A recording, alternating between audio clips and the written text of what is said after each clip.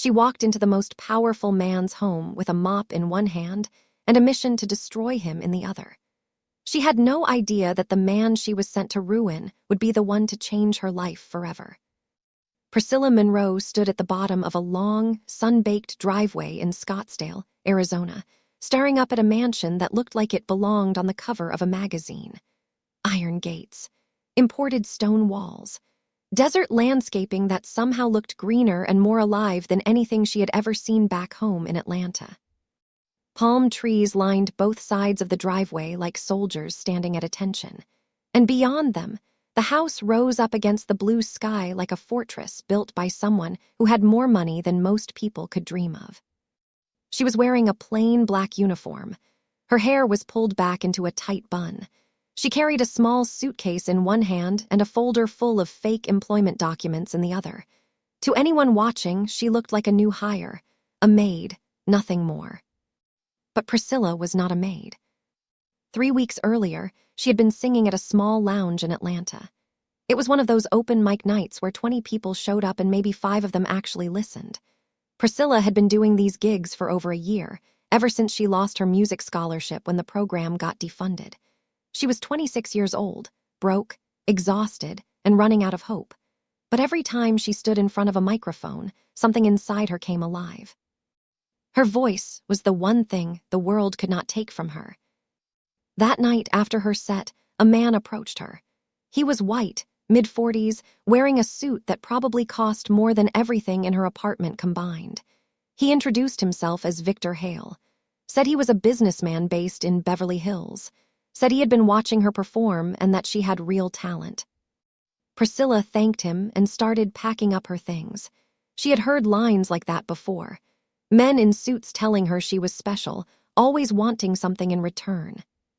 But Victor did not flirt with her. He did not offer her a record deal or invite her to some party. Instead, he sat down across from her and said something that made her stop moving. "I know about your sister, Priscilla. I know about Renee." Priscilla froze. Her older sister Renee was a nurse back in Atlanta. She was also the only family Priscilla had left. Their parents died when Priscilla was 15, and Renee, 7 years older, had raised her. Renee had sacrificed everything to make sure Priscilla had a chance at life. And now Renee was sick, a serious kidney condition that was getting worse by the month. She needed a transplant procedure, and the cost was over $200,000. Insurance covered a fraction. The rest was a mountain that Priscilla could not climb no matter how many open mic nights she did. Victor told Priscilla he could cover every cent. The surgery, the recovery, the aftercare, all of it. All she had to do was one thing. Victor explained that there was a man named Shin Kang-min, a Korean Mafia boss who had built a legitimate empire of luxury hotels, high-end restaurants, and commercial real estate across some of the wealthiest cities in America. Scottsdale, Naples, Palo Alto, San Jose. The man's influence was growing every single month. People loved him. Investors trusted him. Politicians showed up to his dinners and shook his hand in public. And Victor Hale, who had once controlled the luxury hospitality market on the entire West Coast, had watched Kang-min take his clients, his contracts, and his reputation piece by piece. Victor hated Shin Kang-min with every fiber of his being. He told Priscilla he needed someone on the inside, someone Kang-min would never suspect, a new maid in his household, someone who could find anything to use against him, access his personal office, copy his files, find a weakness, plant evidence if necessary. Priscilla refused immediately. She told Victor she was a singer, not a spy. She told him to find someone else. But Victor pulled out his phone and showed her a medical report. Renee's latest test results. Her kidney function was declining faster than the doctors expected. Without the transplant within the next few months, the prognosis was going to go from serious to critical. "I am offering you your sister's life, Priscilla," Victor said, his voice calm and steady. "All you have to do is spend a few months cleaning a rich man's house and telling me what you see. That is it. A few months of mopping floors and Renee gets to live." Priscilla stared at the medical report on his phone. She thought about Renee lying in that hospital bed. She thought about the woman who had worked double shifts for years just to keep food on the table when Priscilla was a teenager. She thought about the fact that without this money, her sister was going to die. She said yes. And now here she was, standing in front of Shin Kang-min's estate in Scottsdale, Arizona, heart pounding, palms sweating, about to walk into the home of a man she had been told was powerful, untouchable, and dangerous. A staff member met her at the gate and walked her up the driveway. The front door was massive, dark wood with iron handles. The staff member opened it, and Priscilla stepped inside expecting to see bodyguards, cold hallways, maybe even surveillance cameras aimed at her face. Instead, she saw warm light, open space, the smell of fresh flowers, a hallway lined with art that looked expensive but not showy, and standing in the center of the foyer, waiting for her, was a man. Shin Kang-min. He was tall, lean, with sharp features and calm, warm eyes. He was wearing a simple white linen shirt with the sleeves rolled to his elbows. No entourage, no bodyguards flanking him. He looked at Priscilla and smiled, not a polite smile, a real one. "You must be the new hire," he said. "Welcome, I hope the drive was not too long." Then he stepped aside and held the door open for her. Personally, the most powerful man in the city, holding a door open for a maid. Priscilla walked past him, gripping her suitcase so tight her knuckles ached. The air inside the house was cool and clean, and somewhere down the hall she could hear music playing softly. It sounded like jazz. She thought to herself, "This is the man I am supposed to destroy." And something deep in her gut told her she had just made the biggest mistake of her life. Now let me ask you something. If someone offered to save the person you love most in this world, but the price was betraying a complete stranger, what would you do? Drop your answer in the comments right now. I want to hear you out. Priscilla's first week inside Kang-min's estate was nothing like what she had imagined. She had expected armed guards at every corner, locked doors, cold hallways, whispered threats, maybe even some kind of dungeon in the basement where people got dealt with. Every movie she had ever seen about powerful men told her that behind the smiles and the nice suits, there was always something ugly hiding. But there was nothing ugly in this house. The estate ran like a well-loved family operation. The household staff was small, only about 12 people, and every single one of them genuinely liked being there. Not the fake kind of liking where people smiled because they were afraid of getting fired. These people actually cared about Kang-min and about each other. The head chef was a Filipino woman named Lorna who had been with Kang-min for 9 years. She ran the kitchen like it was her own home and called everyone Anak, which she told Priscilla meant child in Tagalog. The groundskeeper was an older black man named Gerald who had a white beard and a laugh that could fill the entire garden. Gerald told Priscilla on her second day that Kang-min had paid for his granddaughter's college tuition. "Didn't even blink," Gerald said, trimming a hedge with careful hands. "I mentioned it once during dinner, just in passing. Said my grandbaby got into Arizona State, but the tuition was rough. Next morning, Kang-min calls me into his study and hands me a check, full ride. 4 years. He said, 'Gerald, no one in your family should have to choose between working and learning.' That was it. No conditions, no payback, just a good man doing a good thing." Priscilla had smiled and nodded, but inside, something shifted. A small crack formed in the wall she had built around her mission. She was assigned to the east wing of the estate. Her duties included cleaning Kang-min's private study, maintaining the guest suites, and assisting with events when needed. The work was not hard.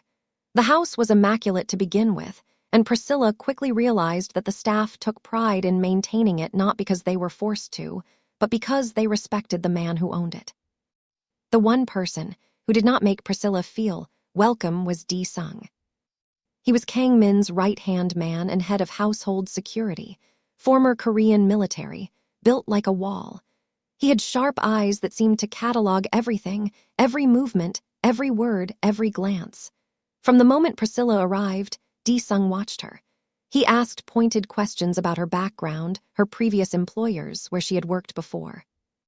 Priscilla stuck to the fake backstory Victor's people had prepared for her, but every time Sung looked at her, She felt like he was reading a page she did not want anyone to see. Meanwhile, Priscilla began reporting back to Victor. She would wait until late at night, lock herself in her small staff bedroom, and call him on a burner phone he had given her. Victor wanted information, documents, passwords, access to Kang Min's private office files. But every time Priscilla searched for something incriminating, she came up empty. Kang Min's books were clean. His business dealings were transparent. His office had framed thank you letters from community organizations, children's hospitals, and scholarship programs he personally funded. There were photos on his desk of groundbreaking ceremonies for community centers in Irvine and Palo Alto. There was a handwritten letter from a teenager in San Jose thanking Kang Min for funding her school's music program. There was nothing dark here, nothing hidden, nothing ugly. One evening during her second week, Priscilla was cleaning the hallway outside the dining room when she overheard Kang Min on a phone call. He was speaking to someone about a family in Naples, Florida. One of his hotel employees there had lost their house in a storm. The damage was catastrophic. The family had 2 young children and nowhere to go. Priscilla stood still in the hallway, dust cloth in her hand, and listened. Kang Min's voice was calm and clear. "Cover their temporary housing," he said. "Replace everything they lost, furniture, clothes, school supplies for the kids, and hold the position with full pay until the family is back on their feet. No, I do not want them to worry about anything. Just take care of it." He said it like it was the most obvious thing in the world. Like helping a family put their life back together was just another item on his to-do list. Priscilla stood there for a long time after the call ended. She thought about Victor's words back in Atlanta. He is powerful. He is untouchable. He needs to be brought down. This man was not what Victor described, not even close. That night, Priscilla lay in her small staff bedroom and stared at the ceiling. The room was simple but comfortable. Clean sheets. A small window that looked out over the garden. Kang Min provided good living quarters for all his staff. She thought about Renee. She thought about the surgery. She thought about what she was doing here. For the first time since she arrived, guilt pressed down on her chest like a weight she could not lift. But she could not stop. Not yet. Renee needed her, and Victor was waiting for results. It was Priscilla's second week when the moment happened that changed everything. Kang Min was hosting a private dinner at the estate for a group of investors and partners from across the country. The event was elegant but relaxed. About 30 people, all of them wealthy, all of them connected. A live jazz trio had been booked to perform in the garden lounge, an outdoor space with string lights, stone seating, and a view of the desert mountains that looked like something out of a painting. But 30 minutes before dinner was supposed to start, the lead vocalist called in sick. The trio had no singer. The event coordinator, a young woman named Maid, was on the verge of a breakdown. Priscilla was setting up glassware in the lounge when Lorna walked past and casually said to Maid, "The new girl can sing. I heard her humming in the kitchen yesterday, and I nearly dropped my knife. That voice is something else." Maid turned to Priscilla with desperate eyes. Can you sing?" Priscilla's stomach dropped. She was here to be invisible. The absolute last thing she needed was to draw attention to herself in front of a room full of people. She shook her head quickly. "I am just here to clean. I do not think that is a good idea." But Maid was already spiraling, and before Priscilla could say anything else, Kang Min himself walked in. He had heard the conversation. He looked at Priscilla, and there was no command in his expression. No pressure, just a gentle curiosity. "No pressure at all," he said. "But if you are comfortable, we would love to hear you. That is completely your call." Something about the way he said it stopped Priscilla from refusing again. He was not telling her to sing. He was inviting her, giving her the choice, respecting her enough to let her decide. She thought about it for 5 seconds. Then, against every logical instinct she had, she said yes. That evening, Priscilla stood in front of 30 of the wealthiest and most connected people in the country.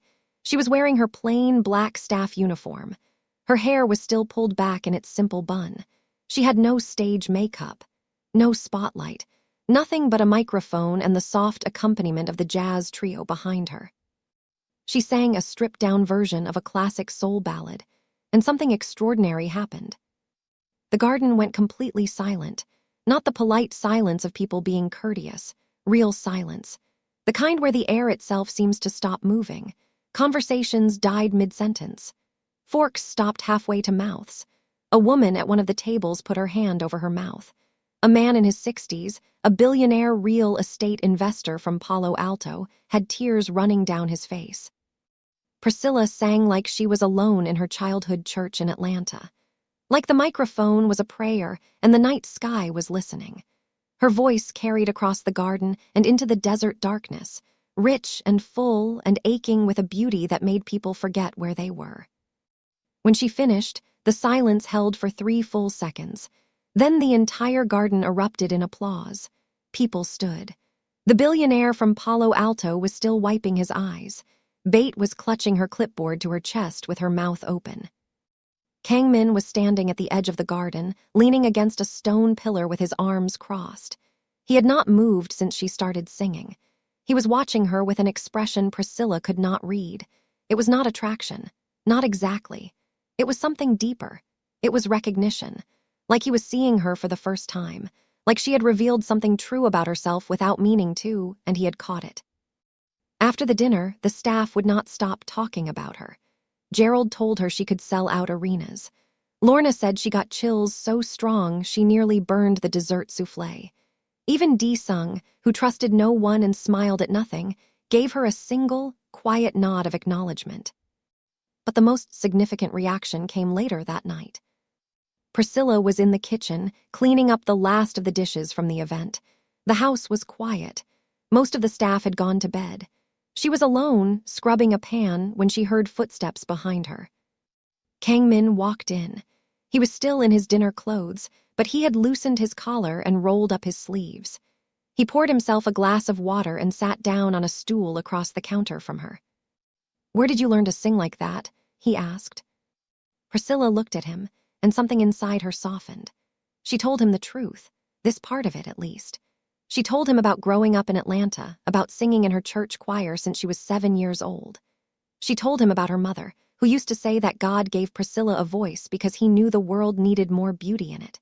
She told him about the music scholarship she won to a performing arts program and how she lost it when the program got defunded due to budget cuts. She told him that singing was the only thing that had ever made her feel like she was exactly where she was supposed to be. Kang Min listened without interrupting. He did not check his phone. He did not glance at the time. He gave her his full attention, and Priscilla realized that this was something Kang Min did with everyone. He listened, really listened, like what you had to say mattered. When she finished, he was quiet for a moment. Then he said, "You should not be cleaning kitchens, Priscilla." He said her name like it mattered, like she was not a maid, like she was a person with a gift that deserved to be heard. Priscilla looked away because she felt something crack inside her chest, and she did not know how to handle it. This man was kind, not performatively kind, not kind because people were watching, genuinely, quietly, deeply kind. And she was in his home, eating his food, sleeping under his roof, being treated with a respect she did not deserve. Because she was here to ruin him. She mumbled a thank you and went back to scrubbing the pan. Kang Min watched her for another moment, then stood, placed his glass in the sink next to her, and walked out. When he was gone, Priscilla gripped the edge of the counter and closed her eyes. She was in trouble, and she knew it. 3 weeks into her time at the estate, Priscilla was falling apart from the inside. On the surface, she was the model employee, efficient, quiet, reliable. The staff liked her. Even Dee-sung had stopped hovering over her every move, though she still caught him watching her sometimes with those sharp, unreadable eyes. But underneath the surface, Priscilla was drowning. Victor was getting impatient. His calls came more frequently now, sometimes twice a day. He wanted results. He wanted files. He wanted access codes. And when Priscilla told him again that there was nothing to find, Victor's voice turned to ice. "I did not send you there to tell me he is a nice guy, Priscilla. I sent you there to give me something I can use." Then Victor gave her a new assignment. His tech team had prepared a flash drive, a small, ordinary-looking device that, when plugged into any computer, would silently install a hidden program. The program would copy all of Kang Min's financial records, communications, private files, everything. Victor's people would then use that data to fabricate a case against Kang Min, make it look like he was laundering money through his hotel empire. Priscilla pushed back for the first time. "He is clean, Victor. I have looked. There is nothing illegal here. The man runs a legitimate business." "I do not care what he runs," Victor said. "I care about what I can make it look like. Plant the drive. That is all you have to do." Priscilla was silent. Victor's voice dropped lower. "Renee's surgery is scheduled for next month. The deposit has already been paid. If you back out now, I cancel everything. Your sister does not get the transplant, and I will make sure your name gets connected to some very ugly situations. You will never work again. Not in music. Not anywhere." The line went dead. Priscilla sat on the edge of her bed, holding the burner phone, staring at nothing. She was trapped. Victor had her cornered from every angle. The money, the threat, her sister's life. There was no way out that did not end in disaster. Meanwhile, her relationship with Kang Min was deepening in ways she had not anticipated and could not control. He had started inviting her to sit in on the informal staff dinners he hosted every Friday evening. These were casual affairs. Lorna cooked Korean and Filipino fusion dishes that made the whole house smell incredible. Gerald told stories. The staff laughed, argued about sports, talked about their families. And Kang Min sat among them, not above them, eating the same food, laughing at the same jokes, asking about their lives with genuine interest. He asked about Priscilla's music. When he learned that she wrote her own songs, his face lit up in a way she had not seen before. He asked if she would be willing to perform at his foundation's upcoming benefit concert in San Jose. The event supported music education programs for underprivileged youth across Northern California. "You do not have to say yes," he told her. "But I think those kids need to hear a voice like yours. I think it would matter to them." Priscilla said yes before she could stop herself. Over the next 2 weeks, she and Kang Min spent more time together. He drove her to the venue in San Jose for rehearsals. They ate lunch at a small Korean restaurant in Saratoga that Kang Min loved, a family-run place with plastic chairs and the best kimchi jjigae Priscilla had ever tasted.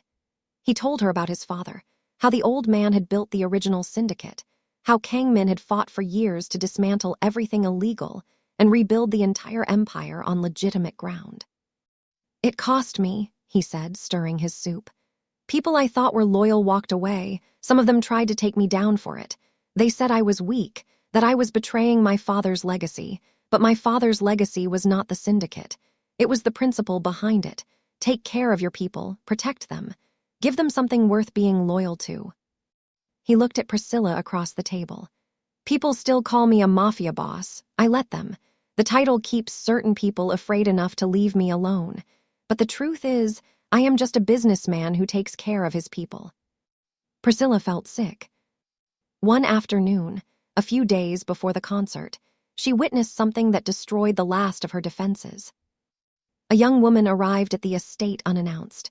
She was barely 20 years old, visibly shaken, her eyes swollen from crying. She was a former employee's daughter. She told Kang Min she was pregnant, that the father had left, that she had been kicked out of her apartment and had nowhere to go. Kang Min sat with her for over an hour. He did not rush her. He did not judge her. He listened to every word she said. When she was done, he made 3 phone calls. He arranged temporary housing for her in one of his properties. He connected her with a doctor. He told her she had a job waiting for her whenever she was ready. No rush, no pressure, no conditions. When the young woman left, Priscilla was standing in the hallway. She had not meant to watch, but she could not look away. Kang Min noticed her. He did not say anything dramatic. He just said quietly, "Everyone deserves someone in their corner, Priscilla. Everyone." That night, Priscilla sat on the edge of her bed, holding the flash drive Victor had sent her. She turned it over in her fingers. It was so small, so ordinary, but it had the power to destroy a man who had done nothing but good since the moment she walked into his home. She thought about Renee. She thought about the surgery. She thought about the look in Kang Min's eyes when he told that young woman she was not alone. She made a decision. She would plant the flash drive, just this once, just enough to keep Victor satisfied and keep Renee's surgery on track. Then she would find a way out. She waited until midnight. The house was silent. She crept down the hallway to Kang Min's study. The door was unlocked. She slipped inside, her heart hammering so hard she could feel it in her teeth. She found the computer. She plugged in the flash drive. The screen blinked and a progress bar appeared. 60 seconds, that was all it needed. 30 seconds, 40, 45. She heard footsteps in the hallway. Her body went rigid. She yanked the flash drive out of the computer, shoved it into her pocket, and spun around. She grabbed a dust cloth from the shelf and started wiping down a bookcase with shaking hands. The door opened. Sung stood in the doorway. His eyes moved from her face to her hands to her pocket and back to her face. The silence between them lasted about 5 seconds, but it felt like an hour. "The study is off limits after hours," Sung said quietly. "You know that." "I am sorry," Priscilla said. Her voice was steady, but just barely. "I forgot something earlier and came back to finish up. I will go." She walked past him and into the hallway. She could feel his eyes on her back the entire way to her room. When she closed her door, she pressed her back against it and slid to the floor. Her hands were shaking so badly she could not hold them still. Sung did not follow her. He did not call out to her, but his suspicion had just turned into certainty. He was going to find out who she really was. Sung began his own investigation the very next morning. He pulled Priscilla's employment records and started verifying every detail, her references, her previous addresses, her work history. Victor's team had done a thorough job building her fake identity, but Sung was methodical, patient, and relentless. He had spent years in Korean military intelligence before becoming Kang Min's head of security. Catching lies was what he was built for. Within 4 days, he found the first crack. The cleaning company Priscilla had supposedly worked for in Atlanta had shut down 2 years ago. The phone numbers listed on her references routed to burner lines that rang but were never answered. Her previous landlord's address did not exist. Something was very wrong, and Sung knew it. But he did not go to Kang Min yet. He wanted more. He wanted to know who sent her and why. Confronting Priscilla without the full picture would just spook her and whoever was behind this. So he watched, and he waited. Priscilla, unaware that the walls were closing in, was focused on 2 things: keeping Renee's surgery on track and trying to manage her growing feelings for Kang Min. The benefit concert in San Jose arrived on a warm Saturday evening. The venue was a beautifully restored theater in downtown, packed with over 500 people. The event supported music education programs for underprivileged youth across Northern California, and the audience was a mix of donors, educators, community leaders, and the students themselves. Kids ranging from 10 to 18 years old who had received instruments, lessons, and opportunities because of Kang Min's foundation. Priscilla performed 3 songs, 2 covers and 1 original. The original was the one that broke the room open. She had written it in her small staff bedroom at the estate, late at night, when the guilt and the longing and the confusion were too heavy to hold inside. It was a song about a woman torn between love and loyalty, between doing what she had to do and doing what she knew was right. She had not planned to perform it. But standing on that stage, under the lights, looking out at a room full of people who were there because a good man cared about kids having access to music, she could not help herself. She sang it, and the room held its breath. When she finished, the silence lasted 3 full seconds. Then 500 people rose to their feet. The applause was deafening. Students were cheering. A woman in the 4th row was crying openly. The billionaire from Palo Alto, the same one who had been at the garden dinner, was on his feet clapping so hard his hands must have stung. Kang Min was in the front row. He stood with everyone else, but he clapped longer than anyone. His eyes never left her, not during the standing ovation, not when she took her bow, not when she walked off stage. After the concert, backstage, the area was buzzing with energy. Staff, donors, and performers were mingling. Priscilla was standing near a side exit, trying to catch her breath, when she felt someone approach. It was Kang Min. He stood in front of her. The noise of the crowd faded into the background. For a moment, it was just the two of them. "That last song," he said. "Who was it about?" Priscilla looked into his eyes, and the truth was right there on the tip of her tongue. "It is about you. It is about what I am doing to you. It is about the fact that I am falling for a man I was paid to destroy." But she could not say any of that, so she swallowed the truth and said, "Someone I have not met yet." Kang Min held her gaze. His expression was soft, almost tender, but there was something searching in it, like he was looking for the thing she was not saying. Then he nodded slowly.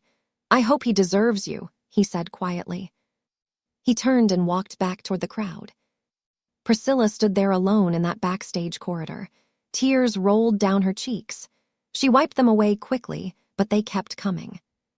The man who just walked away was the best man she had ever known, and she was the worst thing that had ever happened to him. Victor Hale was done waiting. Priscilla had been inside Kang Min's estate for over a month, and she had delivered almost nothing useful. The flash drive upload had been interrupted before it could finish. The files she described, the clean books, the legitimate business records were worthless to Victor. He needed something he could twist, something he could weaponize. So he decided to accelerate the plan. Without telling Priscilla, Victor sent his son Nolan to Scottsdale. Nolan was 28, lean, sharp-featured, and permanently tense, like a man who had spent his entire life bracing for impact. He had grown up in his father's shadow, doing whatever Victor told him to do, carrying out orders he did not always agree with because disagreeing with Victor Hale was not something anyone did twice. Nolan's cover story was simple. He was presenting a business partnership proposal to Kang Min, a luxury resort development deal in Bellevue, Washington. While Nolan kept Kang Min distracted with meetings and negotiations, Victor's tech team would attempt to remotely access Kang Min's systems using the partial data Priscilla's interrupted flash drive upload had captured. But the business proposal was not the real plan. The real plan was something Priscilla did not know about, something that should have terrified her. Victor had been building a secondary operation for weeks, a backup, a failsafe. He had his people create an entire set of forged evidence, fabricated communications, fake financial transfers, doctored emails, all designed to make it look like Priscilla had independently infiltrated Kang Min's household to steal proprietary business information for a competing firm. The forgeries were meticulous, detailed, convincing. If the data theft worked, great. Victor would use it to destroy Kang Min's reputation and take back the market. But if anything went wrong, if the operation was exposed, or if Priscilla got caught, Victor would release the forged evidence. Priscilla would be framed as a corporate spy. She would take the fall. Kang Min's reputation would still be damaged by the scandal, and Victor would keep his hands perfectly clean. Priscilla was expendable. She had always been expendable. She just did not know it yet.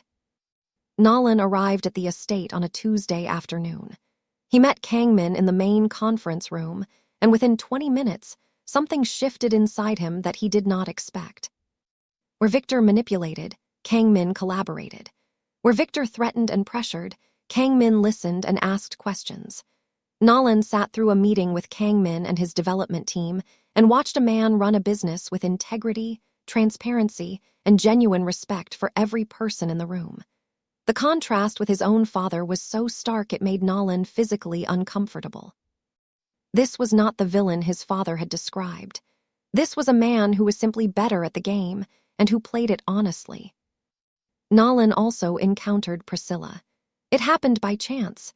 He was walking through the East Wing hallway after the meeting when he saw her coming out of one of the guest suites carrying fresh linens. He recognized her immediately. He had seen her photo in his father's files. Priscilla did not recognize him. She gave him a polite nod and started to walk past.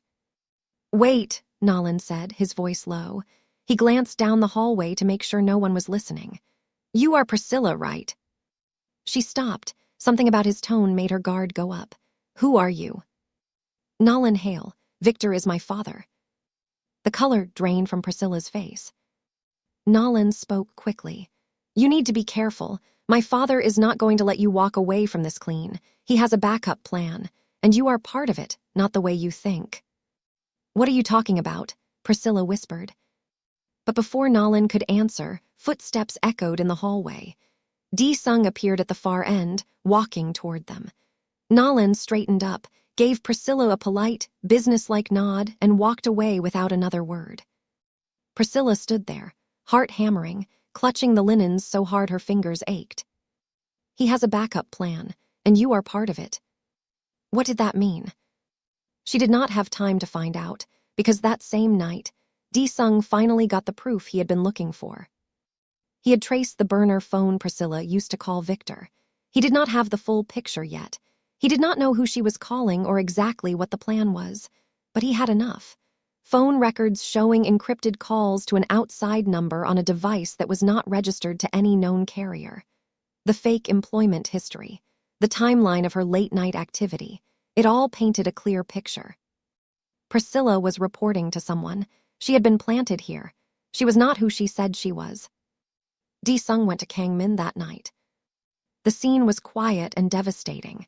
Kang Min was in his study, reading, a cup of tea going cold on the desk beside him. Sung walked in, closed the door, and placed a thin folder on the desk. Kang Min looked at the folder, then at Sung. Then he opened it and read. The phone records, the fake references, the employment gaps, the burner phone, all of it. He read every page. His face did not change, but his hands, resting on the desk, slowly closed into fists. His knuckles went white. Are you sure? He asked quietly. I am sure, Sung said. She was sent here by someone. She is not who she says she is. The silence in that room was thick enough to choke on. Then Kang Min said something Sung did not expect. Do not confront her, not yet. Sung frowned. Sir, she is a threat. We need to remove her immediately. No, Kang Min said, and his voice was steady but heavy. I want to know who sent her and why, and I want to hear it from her. Sung stared at him. You want to wait for her to confess? I want to give her the chance, Kang Min said. She is not a bad person, Sung. I have watched her for weeks. Whoever sent her here used something against her. I want to know what it was. Sung disagreed. Everything in his training told him to neutralize the threat immediately. But he had served Kang Min for over a decade, and in that time, he had learned one thing above all else. Kang Min's instincts about people were almost never wrong. Fine, Sung said, but I am doubling security on the study, and if she makes one more wrong move, I am ending this myself. Kang Min nodded. Sung left. And Kang Min sat alone in his study, looking at the folder. And for the first time since Priscilla arrived, the warmth in his eyes was replaced by something else. Hurt. The next few days were agonizing. Kang Min knew the truth about Priscilla, but he did not let on. He still greeted her in the mornings. He still asked about her day. He still treated her with the same quiet respect he showed everyone in his household. But something had shifted, and Priscilla could feel it. There was a distance that had not been there before, a careful, measured space between them that she could not explain. He smiled at her, but the smiles did not reach his eyes the way they used to. He spoke to her, but the conversations were shorter. He no longer lingered in the kitchen after staff dinners. He no longer asked about her music. It felt like a door closing slowly, and Priscilla did not know why, but it made her chest ache in a way that had nothing to do with guilt. Meanwhile, Priscilla received a call from Renee's hospital in Atlanta. The surgery had been moved up. It was happening in 10 days. The deposit had been confirmed by an outside financier. Everything was on track. Priscilla should have felt relief. Instead, she felt the noose tightening. The surgery being moved up meant Victor was accelerating everything. The closer the surgery got, the less room she had to question anything, to push back, to find another way. Then Nolan Hale did something that changed everything. He called Priscilla from a private number late on a Wednesday night. His voice was tight, strained, like a man who had been packing for hours before picking up the phone. "I do not have much time," he said, "so just listen." And then he told her the truth, all of it. He told her about Victor's backup plan, the forged evidence, the fabricated communications and financial records designed to frame Priscilla as a corporate spy who had infiltrated Kangmin's household on her own. He told her that if anything went wrong, if the operation was exposed, Victor planned to release that evidence to media outlets and law enforcement. Priscilla would be arrested. Kangmin's reputation would still take a hit from the scandal, and Victor would walk away untouched. "My father does not care about you, Priscilla," Nolan said. "He never did. You are a tool. When tools break, he throws them away." Then Nolan told her one more thing, the thing that nearly killed her. "The deposit for your sister's surgery. It was made through a shell account. The funds are not real. 3 days before the procedure, the deposit is going to bounce. Your sister will be removed from the surgical schedule. My father was never going to pay for the transplant. He was going to let your sister die and let you take the blame for everything." Priscilla dropped the phone. It clattered on the floor of her bedroom, and she heard Nolan's voice still coming through the speaker, tinny and distant, saying her name. But she could not move. She was on her knees on the floor, gasping, feeling the walls close in around her like a coffin. Victor was never going to save Renee.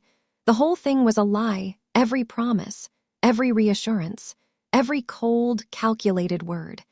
He had dangled her sister's life in front of her like bait, and Priscilla had swallowed it whole. She had betrayed a good man for nothing, for a lie. She stayed on the floor for a long time. When she finally got up, her eyes were dry. Something inside her had hardened, not into anger, into clarity. She knew what she had to do. She went to find Kangmin. It was late evening. The sun was setting over the desert, painting the sky in shades of burnt orange and deep gold. She found him in the garden, sitting alone on a stone bench near the far wall. He was looking out at the mountains in the distance, still and quiet, the way he always was when he was thinking. Priscilla walked toward him. Her legs felt like they were made of concrete. Every step was a battle, but she kept walking. Kangmin heard her approach and turned. When he saw her face, something in his expression shifted. He could see it. Whatever was coming, it was heavy. "I need to tell you something," Priscilla said. Her voice cracked on the last word. "And when I am done, you are going to hate me, and you should." Kangmin looked at her for a long moment. Then he said simply, "Sit down, Priscilla." She sat. And she told him everything. She told him about Victor Hale, about the meeting in Atlanta, about Renee's condition and how Victor used it as leverage, about the mission to infiltrate his household and find something, anything, to use against him, about the flash drive and the midnight trip to his study, about Victor's plan to fabricate evidence and frame Kangmin for crimes he had never committed, about the forged backup evidence designed to frame her as well, about the shell account and the fake surgery deposit, everything. She did not leave a single thing out. She did not make excuses. She did not soften the edges. She told the raw, ugly truth, and she cried through most of it, tears streaming down her face and dropping onto her clasped hands. When she finished, the silence between them was the loudest thing she had ever heard. The desert wind moved through the garden. Somewhere in the house, she could hear the faint sound of Lorna closing up the kitchen. The world kept turning, but in that garden, on that bench, everything was still. Kangmin did not yell. He did not call for Disung. He did not stand up and walk away. He sat very still, looking at the mountains, his jaw tight, his hands resting on his knees. Then he spoke. "I already knew." Priscilla's head snapped toward him. "What?" "Disung told me days ago," Kangmin said. His voice was quiet, controlled. But underneath the control, she could hear the weight of what this had cost him. "He found the burner phone, the fake references, the late-night calls. I knew you were reporting to someone. I knew you were not here by accident." Priscilla could not breathe. "You knew, and you did not confront me." "No." "Why?" He turned to look at her. His eyes were full of pain, but they were also full of something else, something steady and unmovable, something that looked like the last stubborn ember of a fire that refused to go out. "Because I wanted to believe you were better than whoever sent you," he said. "And you just proved that you are." The words hit Priscilla so hard she actually flinched, like a physical blow, like the kindest thing anyone had ever said to her, and the cruelest, all at the same time. He had known. He had known for days that she was a threat, that she was lying to him, that she had been planted in his home by someone who wanted to destroy him. And instead of throwing her out, instead of having Sung escort her off the property, instead of doing what any reasonable person would do, he had waited. He had given her the chance to tell the truth on her own. And she had taken it. Kang Min stood up. He did not touch her. He did not offer comfort. The hurt was too fresh for that, but he did not condemn her either. "We will figure this out," he said. "Not tonight. Tonight I need to think." He walked inside without looking back. Priscilla sat alone in the garden as the last light disappeared from the sky. The desert went dark. The stars came out, sharp and bright and infinite. She sobbed into her hands until she had nothing left. She did not know if she had just saved herself or destroyed the only good thing she had ever had. Kang Min did not speak to Priscilla for 2 days. Those 2 days were the worst of her life. She continued her work in the house because she did not know what else to do. She cleaned. She organized. She moved through the rooms like a ghost. The staff sensed something was wrong. Gerald asked her if she was okay. Lorna brought her tea she did not drink. Even Sung, who had every reason to despise her, said nothing cruel. He simply watched her with those sharp eyes and kept his distance. On the 3rd morning, at dawn, there was a knock on her door. Sung stood in the hallway. His expression was unreadable. "Kang Min wants to see you in his study," he said. Priscilla followed him down the hallway.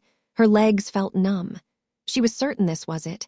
He was going to let her go, fire her, maybe have her arrested. She deserved all of it. The study door was open. She walked in and stopped. Kang Min was sitting behind his desk. Sung took a position near the door. But they were not alone. A woman Priscilla had never seen before was seated in one of the leather chairs. She was in her early 40s, black, immaculately dressed, with reading glasses perched on her nose and a legal pad on her lap. She radiated competence the way a furnace radiates heat. And in the other chair, looking like he had not slept in 3 days, was Nolan Hale. Priscilla froze in the doorway. Her eyes went from Nolan to Kang Min and back again. Kang Min looked at her. For the first time in 2 days, he spoke to her directly. "Sit down, Priscilla. We have work to do." She sat. Kang Min introduced the woman. Her name was Monica Vance. She was one of the top litigation attorneys on the West Coast, based in San Francisco. She had represented Fortune 500 companies, tech moguls, and high-profile whistleblowers. Her record in court was near perfect, and she was already working on Kang Min's behalf. Then Kang Min explained what had happened, while Priscilla thought he was shutting her out. He had not been sitting in silence for 2 days. He had been building a counterattack. The night Priscilla confessed, after he walked away from her in the garden, Kang Min had called Monica Vance. He told her everything. He laid out the entire situation, from Victor's scheme to the forged evidence to the fake surgery deposit. Monica was on a plane to Scottsdale by morning. Then, the next day, Nolan Hale showed up at the estate's front gate and asked to speak to Kang Min privately. Nolan had spent the 2 days since his phone call to Priscilla in a state of moral freefall. He had gone back to his father's operation in Beverly Hills, looked at the man Victor Hale truly was, and realized he could not be part of it anymore. The guilt had been building for years. Helping his father destroy a good man was the breaking point. Nolan brought everything: Victor's internal communications, the forged evidence files, the shell company records proving the surgery deposit was fraudulent, emails between Victor and his tech team discussing the flash drive operation. Everything documented, time-stamped, and backed up on multiple drives. He turned on his own father. And now he was sitting in Kang Min's study, terrified but resolute, ready to testify. Monica Vance had already filed the initial motions for a federal case against Victor Hale. Fraud, conspiracy, attempted corporate sabotage. With Nolan's testimony and the mountain of documentary evidence, Victor's carefully constructed empire was about to implode. Kang-min outlined the plan. Monica would handle the legal assault. Nolan's evidence would be submitted to federal investigators. The forged evidence Victor planned to use against Priscilla would be preemptively debunked with forensic analysis and Nolan's sworn statement. Every escape route Victor had built for himself would be sealed shut. When Kang-min finished explaining, the room was quiet. Then he reached into his desk drawer and slid an envelope across the desk to Priscilla. She looked at it, looked at him. He nodded. She opened it with trembling hands. Inside was a confirmed receipt for Renee's full transplant surgery and recovery costs, paid in full, from Kang-min's personal account. The procedure would proceed on its original schedule.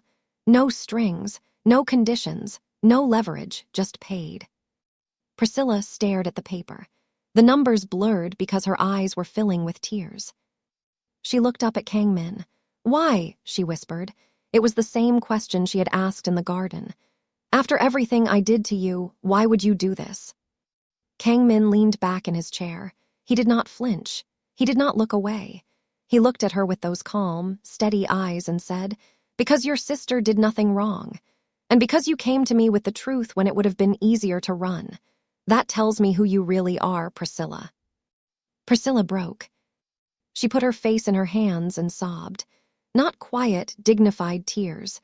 Deep, heaving sobs that shook her entire body. The kind of crying that only happens when every wall you have ever built comes down at once. Sung looked away and shifted his weight by the door. Monica removed her glasses and pressed her lips together. Even Nolan, who barely knew her, had red-rimmed eyes. Kang-min stood, walked around the desk, and placed a single hand on Priscilla's shoulder. "We are going to finish this," he said, "together." The counterattack unfolded with devastating precision over the following weeks. Monica filed the federal case. The FBI opened an investigation into Victor's network of shell companies. News outlets in Beverly Hills and San Francisco began running stories about Victor Hale's decades of shady business practices, sourced directly from the evidence Nolan provided. Victor's investors panicked and started pulling out. His board members resigned one by one.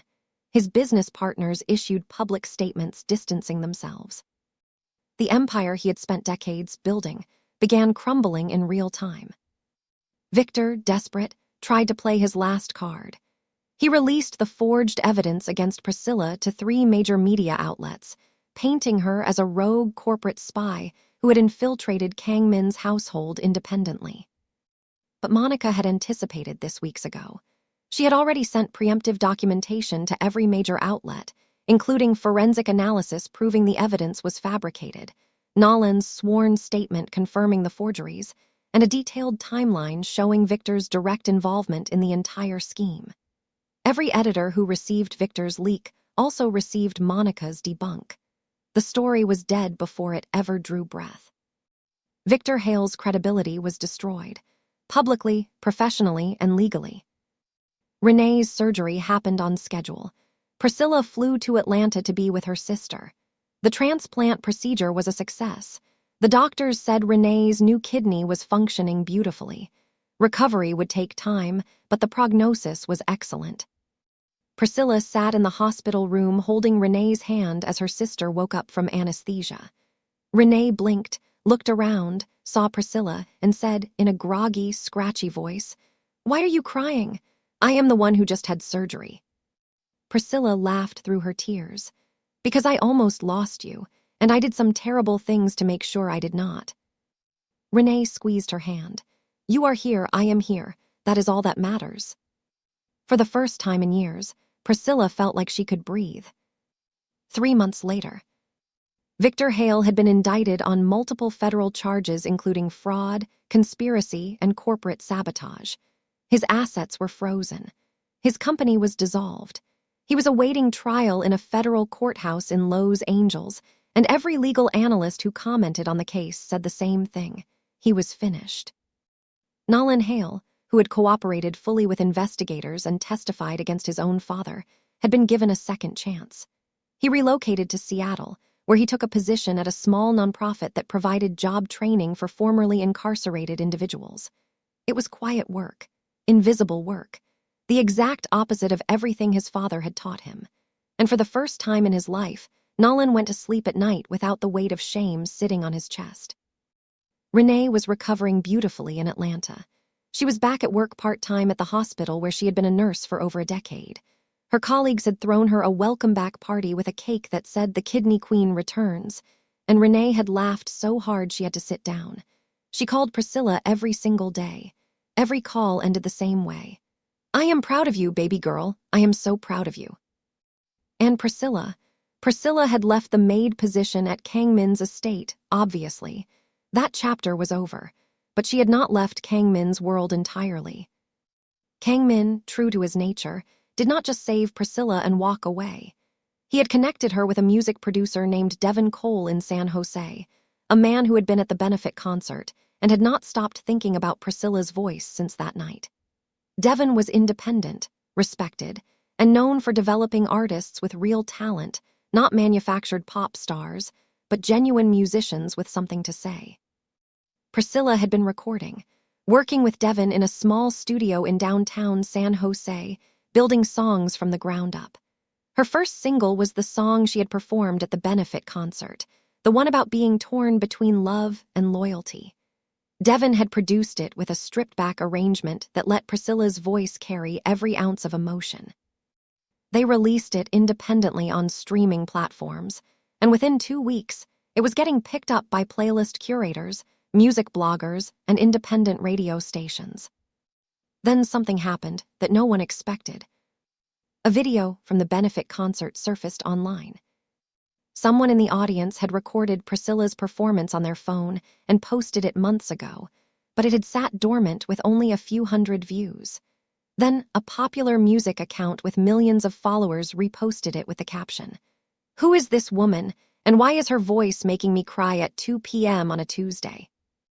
The video went viral, 3 million views in 48 hours.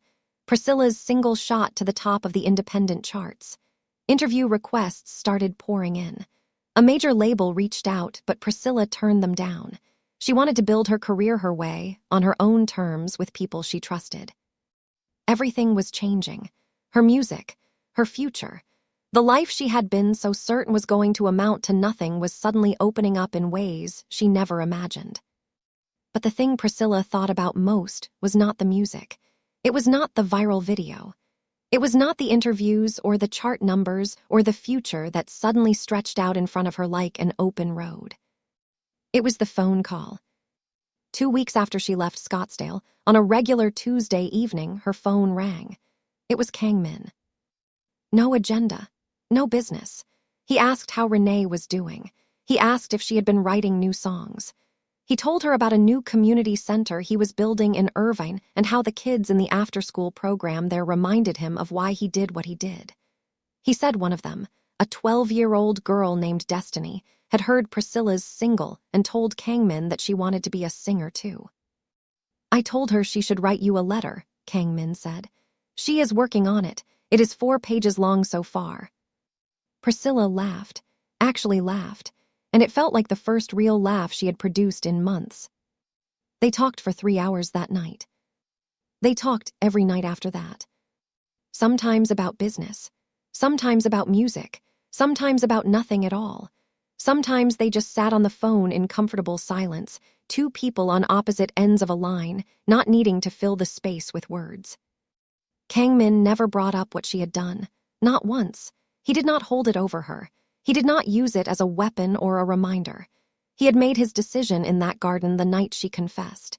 He had chosen to see who she really was, not what she had been pressured into doing. And he had not wavered from that choice. 3 months after she left, Priscilla was back in Scottsdale. Not as a maid, not as a spy, not as someone trying to be invisible. She was there because Kang Min had asked her to come, not to work, not for business, just to be there. She pulled up to the estate in a rented car, and the gates were open. Gerald was trimming the hedges near the front entrance, and when he saw her step out of the car, he dropped his shears and walked over with that big, booming laugh of his. "Look who finally came back," he he said, pulling her into a bear hug. "The whole house has been too quiet without you." Lorna came out of the kitchen and wrapped Priscilla in an embrace that smelled like sesame oil and garlic. "You are too skinny," Lorna said, which was her way of saying she loved her. "Come eat." Even Sung was standing near the front door. He did not hug her. He was not a hugging man, but he gave her a nod. The same quiet nod he had given her the night she sang in the garden. Coming from Sung, it was practically a standing ovation. Priscilla walked through the house she had once crept through with a flash drive in her pocket, and everything looked different now. Not the house. The house was the same. She was different. She was walking through it as herself. No lies, no mission, no weight. She found Kangmin in the garden. The same bench. The same spot. The sun was setting over the desert, painting the sky in shades of orange and gold, and the mountains in the distance glowed like they were made of warm stone. He was sitting with his sleeves rolled up, looking out at the view, and when he heard her footsteps, he turned. And this time there was no distance in his eyes, no guardedness, no careful, measured space, just warmth, just that look. The same look he had given her the first night she sang in his garden. Recognition, like he was seeing someone who was exactly where she belonged.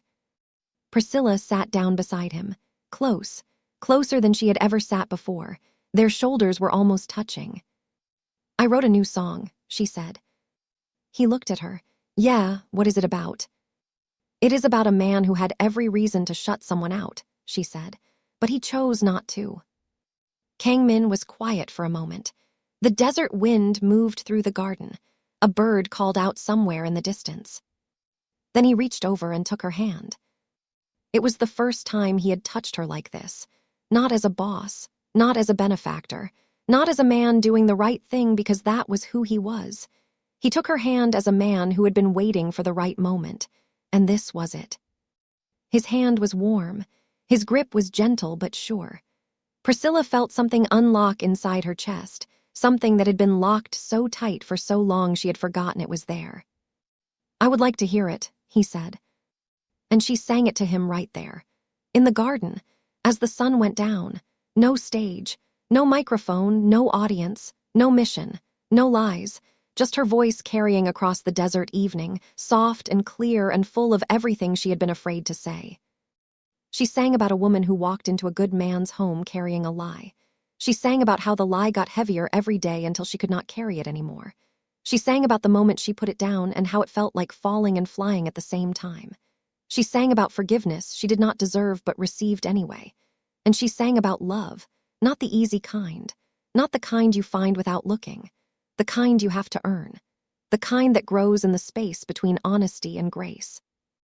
When she finished, the garden was silent. Kangmin did not say anything for a long time. He just held her hand and looked at the sky. Then he turned to her, and she saw that his eyes were glistening. "Stay," he said, not a command, an invitation. The same way he had invited her to sing that first night, with respect and warmth and no pressure at all. "Stay as long as you want." Priscilla looked at this man, this good, kind, impossible man who had given her a second chance when the whole world would have understood if he had turned her away. She looked at him and thought about everything it had taken to get to this moment. The lies, the guilt, the confession, the forgiveness, the distance and the phone calls and the slow, steady work of earning back something she had almost thrown away. "I am not going anywhere," she said. The final image was this: two people sitting together on a stone bench in a garden in Scottsdale, Arizona. The desert sky going dark, the stars coming out one by one, the sound of a woman's voice, the kind of voice that stops rooms and breaks hearts and puts them back together again, still hanging in the warm evening air. Priscilla Monroe walked into Kangmin's life carrying a lie, but she walked out of it carrying something she never expected to find. Love, redemption, a second chance, and a man who saw who she really was before she had the courage to show him.